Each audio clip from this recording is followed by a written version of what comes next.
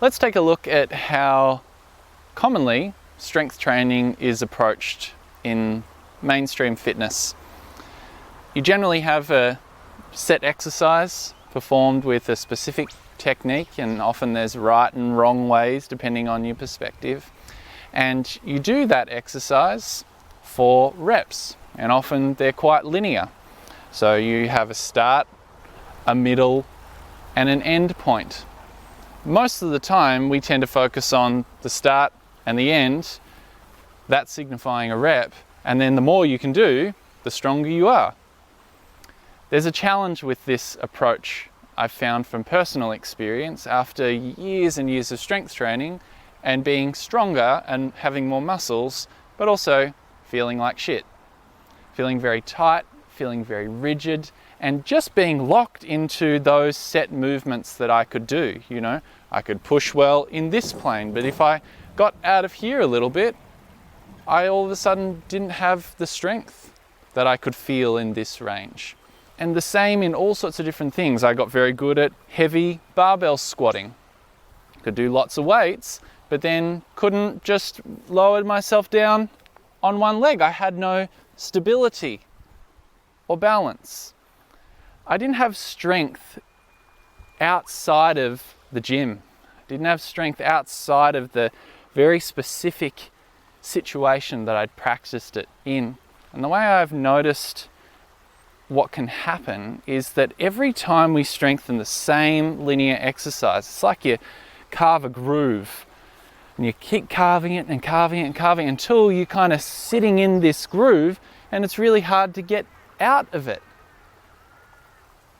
My perspective of strength is like an animal. An animal is adaptive. An animal can move in a wide range of nature-based environments, which are highly variable. You never get the same environment in nature. It's always changing as you move over different paths.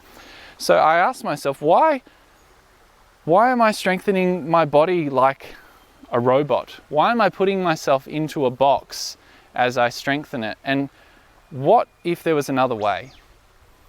So let's look at this as an example in a common move like a push-up. So let's go into the push-up position. So here we are in the start position. Now for some people it's like keep your core tight, keep your shoulder blades protracted at the start, you know, all of these sorts of things. And then I keep that body position as I go to the end position. And then I've done one rep. Now, this is bad form. That is bad form. But is it really? And as I'm doing this, what about all this stuff in the middle? Do we take the time to notice and appreciate every part of the movement? Why is the middle part, the transition between the start and the end, any less important than the rep itself? So your body doesn't know what a rep is. It just knows movement. It just knows stimulus. So if we can start to develop really a smooth transition, if we can start to develop variance, relax the body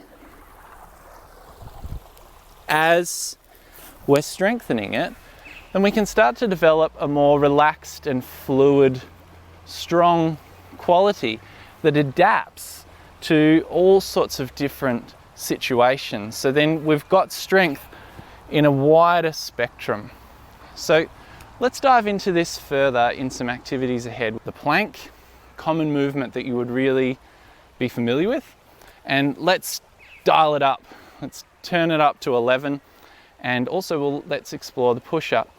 At the end of this, you should have some tools to really get started strengthening your upper body in a much more dynamic, diverse, animalistic type way without subscribing to any of those kind of primal animal workout sort of ideas.